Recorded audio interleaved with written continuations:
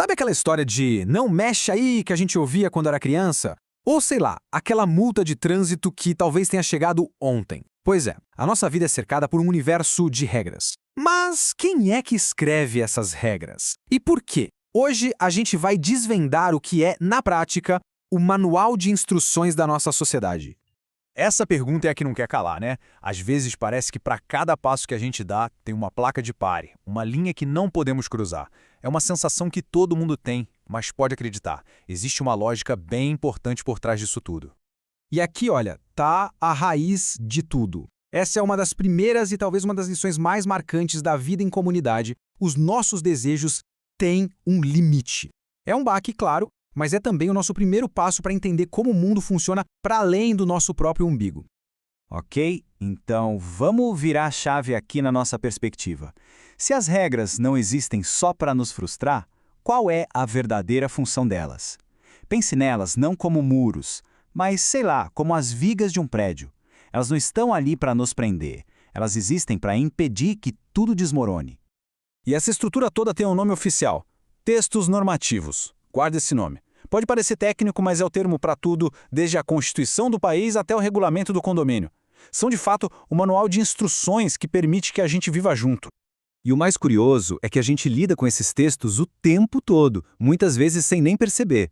Pensa num contrato de aluguel ou quando assinamos um serviço de streaming.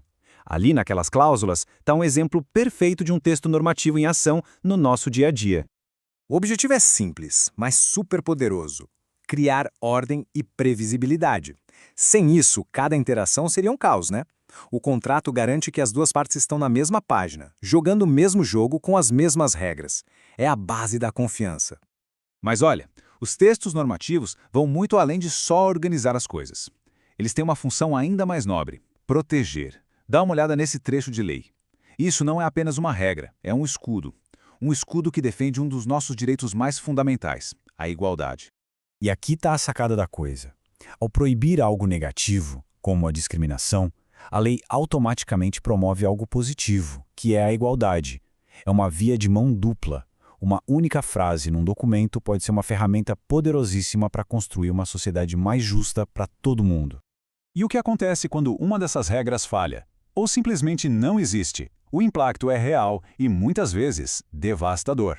A vulnerabilidade social aumenta. Isso mostra que as leis não são conceitos abstratos flutuando por aí. Elas estão diretamente ligadas ao prato de comida na mesa das pessoas. E aí a gente fecha o ciclo, percebe? Vemos um problema, como a falta da merenda. Isso leva à criação de uma regra, um documento. E essa regra garante o acesso à escola, que é um direito fundamental. Fica claro que textos normativos não são só burocracia, são ferramentas essenciais para o bem-estar social.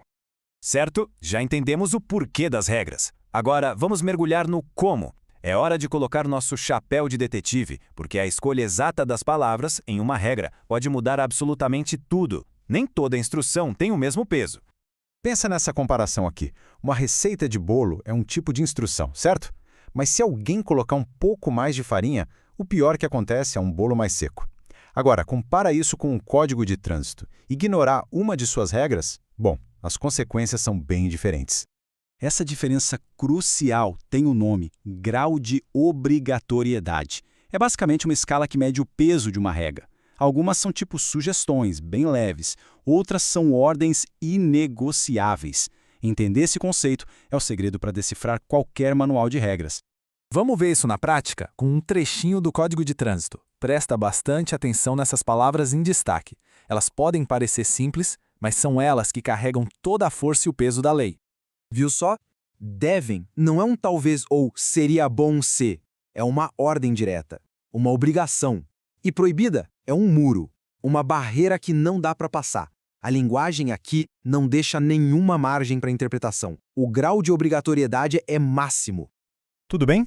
Então a gente já sabe por que as regras existem e como decifrar a linguagem delas. Fim da história? De jeito nenhum. Agora vem a parte mais empolgante: descobrir que a gente não está aqui só para seguir as regras. Nós também podemos escrevê-las. Vamos imaginar uma situação bem prática. Na escola, na comunidade, a gente percebe que falta algo importante. Uma regra que poderia melhorar a vida de todo mundo. A reação mais fácil é lamentar, mas a mais poderosa é agir. E é sobre isso que vamos falar agora. E existe um caminho para isso. Não é mágica, é um processo democrático. Tudo começa com um diálogo, uma simples conversa.